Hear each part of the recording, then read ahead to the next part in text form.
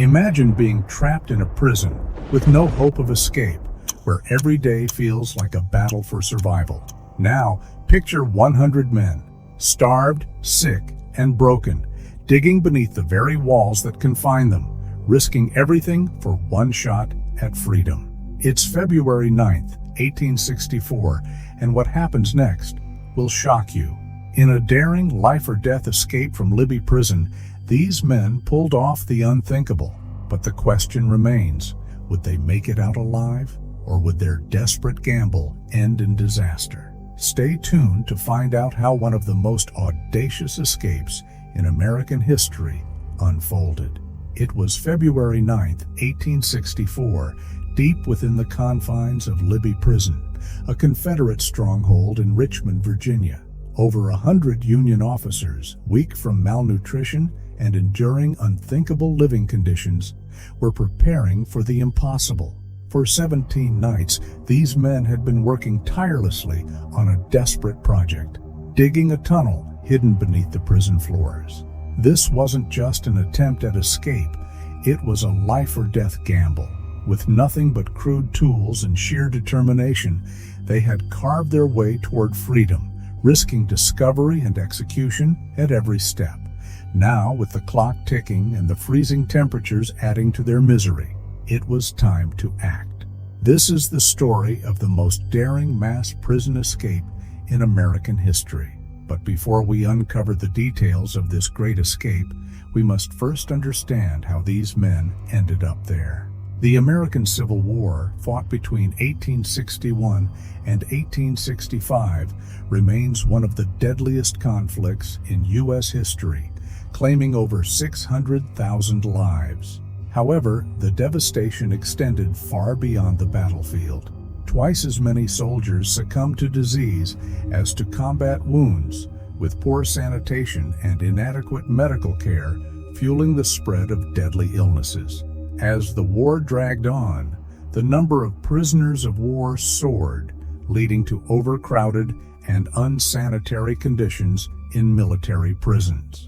By the end of the conflict, an estimated 400,000 Union and Confederate soldiers were held in prison camps across various facilities, highlighting both the ferocity of the war and the logistical challenges faced by both sides. One such Confederate prison was the notorious Libby Prison in Richmond, Virginia. Originally constructed between 1845 and 1852 as a tobacco warehouse, the complex was designed by architect Alexander Paris and operated by John Enders. Following the outbreak of the Civil War, the Confederate government repurposed the facility in March 1862 to house the growing number of captured Union officers. This marked a dramatic transformation from a commercial warehouse to a military prison, cementing its grim reputation. Libby Prison's structure consisted of 3 interconnected buildings occupying an entire city block, strategically designed for easier surveillance and control. The upper floors housed the prisoners, while Confederate guards operated from the lower levels. The prison was specifically designated for Union officers, with enlisted men often sent to other facilities like Belle Isle on the James River. Despite its size and imposing exterior, Libby Prison quickly earned infamy for its appalling conditions. Originally intended to hold a few hundred inmates, the population surged to over 1,000 by late 1863, cramming prisoners into severely inadequate spaces. Life inside was a living nightmare. Prisoners were confined to sparsely furnished rooms, often forced to sleep on bare wooden floors in tightly packed spoon formation to conserve body heat. Food was scarce and barely edible, consisting of meager portions of cornbread, rancid bacon, and watery buckwheat soup. Malnutrition was rampant, and the lack of proper sustenance left inmates vulnerable to illness. In the cramped quarters, diseases like dysentery, typhoid, pneumonia, and diarrhea spread like wildfire, claiming lives daily. It is estimated that 5 prisoners perished every day within Libby's walls, with over 1,000 lives lost over the course of the Civil War. Former inmates described the air inside the prison as suffocating, thick with despair. One called the experience an aeon of agony, recounting the psychological torment that confinement brought. Another likened it to being trapped in an inferno where hope was all but extinguished. These harrowing accounts painted a picture of unimaginable suffering, yet amid this despair, a spark of resistance began to grow. In such dire circumstances, the stage was set for an extraordinary act of courage. The men confined to Libby Prison were determined to break free, and their resilience paved the way for one of the most daring and legendary prison escapes in history. Every story needs a hero, someone who rises against all odds, leading others through even the darkest of times. For these prisoners, that moment had finally arrived. Colonel Thomas Rose, the hero of the Libby Prison escape, was a man of extraordinary resilience and determination. A former schoolteacher turned soldier, Rose joined the Union Army at the outbreak of the Civil War, quickly climbing the ranks due to his leadership and bravery. He had already proven himself in key battles such as Antietam and Gettysburg. However, his capture during the brutal Battle of Chickamauga in September 1863 marked a turning point in his life. Taken prisoner, he was sent to the infamous Libby Prison, a place notorious for its overcrowding, disease, and deplorable conditions. Upon his arrival, Rose was horrified by what he saw. The prison was a living nightmare. Cells were overcrowded, food supplies were scarce, and disease ran rampant. Witnessing the suffering of his fellow Union officers filled him with an unshakable resolve to escape. He saw it not just as a personal mission, but as a duty to return to his regiment and continue the fight for the Union cause. The thought of freedom reignited his spirit, even as the prison walls sought to crush it. Rose's initial escape attempts reflected his desperation and ingenuity. He first considered rallying the prisoners for a revolt, envisioning a coordinated effort to overpower the guards. However, the plan faltered as many inmates, defeated by the psychological toll of their captivity, were too fearful to act. Undeterred, Rose began to collaborate with Major Andrew G. Hamilton, another officer who shared his unyielding desire for freedom. Hamilton, captured at Chickamauga as well, was a strategic thinker and a valuable partner in their daring endeavor. Their early efforts to escape were fraught with danger and ended in failure. On one occasion, Rose attempted to sneak out through a basement window, but was spotted by a vigilant guard just in time. Each failed attempt only strengthened their resolve, as they knew their opportunities were dwindling. Rumors of prisoner transfers to even harsher facilities in the South added urgency to their mission. Recognizing the need for a more viable strategy, Rose and Hamilton turned their attention to tunneling as the ultimate means of escape. The idea of digging a tunnel presented its own set of challenges. Their first attempts were poorly planned, either too exposed or impossible to conceal. They realized they needed a hidden and discreet location to carry out their work without arousing suspicion. Their search led them to the prison's basement, an area known as Rat Hell. This dark, filthy section of the prison was infested with vermin and avoided by both prisoners and guards. Its neglected state made it an ideal location to conceal their activities. Rat Hell, despite its horrors, offered a unique advantage. The straw-covered floor allowed them to hide the soil they excavated from their tunnel. This grimy insulation also kept the area cold and damp, which deterred the guards from frequenting it. Using the straw as camouflage, the prisoners ingeniously buried the loose dirt, ensuring their digging went unnoticed. It was an ingenious solution to a seemingly impossible problem. Without proper tools, the task of digging a tunnel was daunting, but the prisoners, driven by sheer determination, made do with whatever they could find. Using spoons, knives, and broken pieces of wood as makeshift tools, They painstakingly carved their way through the earth. The work was grueling and dangerous, but the hope of freedom kept them going. They knew every inch they dug brought them closer to a chance at life beyond the oppressive walls of Libby Prison. The prisoners toiled tirelessly under the cover of night, taking advantage of the guards' reduced vigilance. Their plan began with removing a stove from the first floor to access the dreaded Rat Hill. From there, they carefully chipped away at the mortar between the bricks, slowly creating a passageway toward the outside world.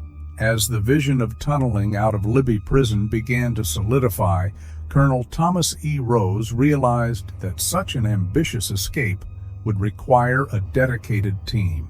He meticulously selected a group of officers he trusted, men who had shown unwavering courage and ingenuity. Each one was not just reliable, but also willing to risk everything for freedom. The group was organized into shifts, with 5 men working at a time to maintain secrecy. They operated in rotation, ensuring constant progress while keeping their activities hidden. This strategic approach wasn't just efficient, it also built a profound bond among the prisoners. They shared stories, whispered encouragement, and found solace in each other's company as they faced the monumental task ahead. The tunnel they envisioned would stretch between 50 to 80 feet, with some parts so narrow that they had to crawl on their stomachs. As they dug deeper, challenges came in waves. The nearby sewers would occasionally flood, filling their cramped quarters with murky water. The air grew thick with dust, making it hard to breathe, while the ever-present fear of discovery loomed over them like a shadow. Guards patrolling Rat Hill, though rare, could stumble upon their efforts at any moment. On one harrowing occasion, Rose found himself stuck in a tight section of the tunnel. In the suffocating darkness, with the distant squeaks of rats echoing around him, he feared this could be his grave.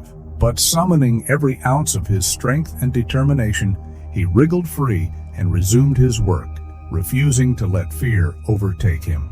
The setbacks were many: flooded sections, collapsed tunnels, misjudged angles. But the resolve of the group never wavered. After 17 grueling days of relentless effort, the team achieved a breakthrough. Their tunnel emerged in a vacant lot adjacent to Carr's warehouse, just outside the prison walls. Although the tunnel didn't extend far enough to completely clear the prison grounds, it was close enough. Rose decided it would suffice if they moved carefully and avoided detection. The chosen exit point, beneath a tobacco shed on the warehouse grounds, was nothing short of strategic brilliance.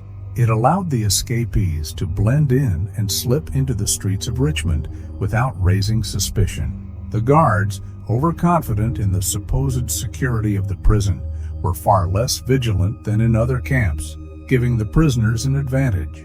This false sense of security among their captors became a crucial factor in the success of their plan. When Rose broke through the final few feet of the tunnel and emerged into the night, freedom was within his grasp. He could have disappeared into the shadows, leaving the horrors of Libby Prison behind. But Rose was not a man to abandon his comrades. Knowing they had suffered as much as he had, he resolved to return and ensure they could all escape together. However, time was not on their side. They couldn't wait for days or even hours. The plan needed to be executed swiftly and with precision. Rose, Hamilton, and the others decided to stay in the prison for one last night. They quietly strategized, weighing every risk and plotting every step. As darkness fell and the guards' vigilance waned, the prisoners prepared themselves. When the moment was right, they would seize it. Freedom was no longer just a dream. It was within their reach. The night of February 9, 1864, arrived with an air of tense anticipation. Inside Libby Prison, Union officers braced themselves for the daring escape they had painstakingly planned. As darkness enveloped the facility and the temperature plunged to a biting 30 degrees Fahrenheit, the urgency of their mission became undeniable. They had resolved to act under the cover of night, organizing themselves into groups of 15 to navigate the tunnel. This arrangement ensured a steady yet discreet flow of escapees while reducing the chances of detection. Shortly after 10 p.m., as the lights went out, the escape began. For over 5.5 hours, a stream of determined prisoners crawled through the tunnel, their bodies compressed into the narrow, suffocating passage.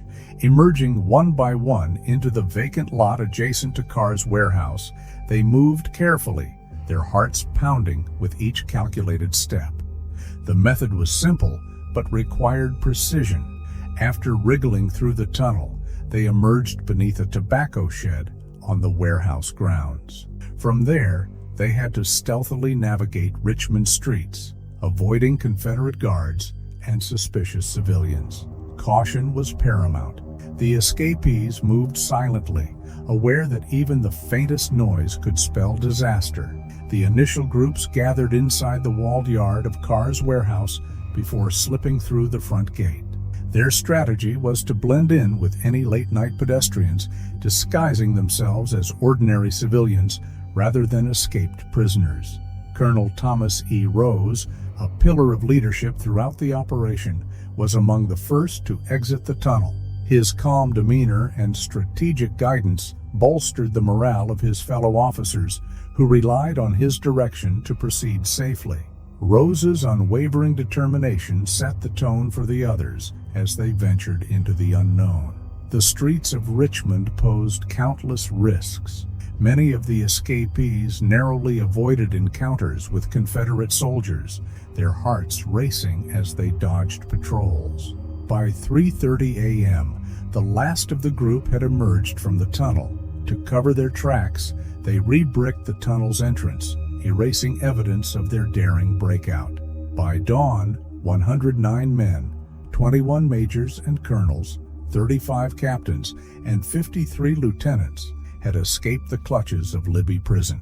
Representing a significant portion of the Union officer corps held captive, these men quickly scattered into smaller groups, each with pre-discussed plans. Some aimed for the countryside, hoping to blend into the rural expanse, while others remained in Richmond, relying on sympathetic locals for assistance. The prison guards, blissfully unaware of the escape throughout the night, discovered the shocking truth during the morning roll call on February 10, 1864. The absence of over 100 prisoners sent waves of panic through their ranks. Frantic counting confirmed the scale of the breakout, and confusion erupted. There were moments of irony in the chaos. One guard, hearing suspicious noises during the night, had joked to his fellow sentry about a clumsy coffee spill, never imagining it was the sound of prisoners slipping away.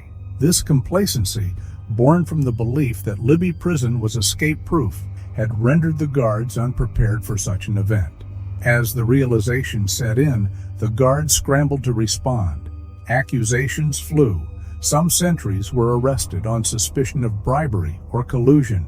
Messengers were dispatched across Richmond to alert other military units, initiating a manhunt for the escapees. However, nearly 12 hours elapsed before a coordinated response could be mustered, granting the fugitives a crucial head start. Despite the eventual mobilization, the guards' disorganized reaction highlighted their lack of readiness for such a breach. Their disbelief gave way to urgency as they pieced together how such a significant escape had occurred under their watch, marking this event as one of the most audacious prison breaks in history. The only advantage the Confederate guards had was the weakness of the escapees. After enduring the harsh conditions at Libby, the prisoners were physically exhausted. Most of them were starved, their bodies lacked the strength needed for a swift escape, and many were suffering from diseases. Their clothes were inadequate for the freezing winter temperatures. Despite these challenges, the guards had to rely on these very signs to track the fugitives down as they scoured the surrounding areas. The Richmond authorities were particularly worried that the escapees might reach the Union lines, which made the search efforts all the more urgent. Messengers and dispatchers were sent in every direction, and all available Confederate troops, whether on foot, horseback, or by train, joined the search. Out of the 109 men who had escaped, 59 successfully reached Union lines, aided by several factors. Many had previously served in the Peninsula Campaign, and their knowledge of the local terrain allowed them to avoid Confederate patrols. Some even received help from local sympathizers, including Elizabeth Van Lew, a prominent Richmond socialite who used her network to aid the escapees. However, not everyone was so fortunate. 48 of the escapees were recaptured within days. Their bodies were weak from hunger and disease, and without adequate clothing or planning, many of them struggled to survive the harsh conditions. Some were caught trying to blend in with civilians, while others were unlucky enough to encounter Confederate soldiers. Tragically, 2 men drowned while crossing the James River. They misjudged the current and depth of the icy waters, leading to their deaths. But what about Colonel Thomas E. Rose? Did he make it to safety, or did he become one of the 48 recaptured? Colonel Rose, despite his initial success, was eventually caught just moments before he could reach Union lines. While navigating the terrain, he was ambushed by Confederate pickets on high alert. His attempt to escape ended in recapture, and he was returned to Libby Prison, where he faced the consequences of his actions. Recognizing his leadership potential, the Confederates placed him in solitary confinement, fearing he might inspire others to escape. However, Rose's fate wasn't sealed. On April 30th, 1864, he was exchanged for a Confederate colonel as part of a prisoner swap. This exchange occurred as both sides sought to recover their captured officers. Rose was sent back to his unit, the 77th Pennsylvania Infantry, where he continued to serve until the end of the Civil War. The escape from Libby Prison in February 1864 became a symbol of resistance during the war. It demonstrated the unwavering resolve of Union soldiers who, despite being in dire conditions, refused to accept defeat. This breakout not only showed their determination to regain their freedom, but also sparked hope for those still imprisoned. Colonel Thomas E. Rose and his men left a legacy of courage and resilience. After the war, Rose returned to military service, earning recognition for his bravery. His time at Libby Prison remained a testament to the human spirit's determination for liberty, an enduring symbol of the struggle for freedom during the Civil War. The escape from Libby Prison became a legend, one of courage, desperation, and unyielding determination. 109 men risked everything for freedom, battling against impossible odds, but not all of them made it. Some found hope, others were recaptured, but the spirit of resistance they ignited would never be forgotten. Colonel Thomas E. Rose, the man who led it all, paid the price, but his actions proved that even in the darkest times, the human will can't be broken. So, what does this incredible escape teach us? That no matter how grim the situation, the desire for freedom will always find a way. Thanks for watching, and if you found this story as inspiring as we did, don't forget to hit that like button, share it with others, and subscribe for more unbelievable stories from history.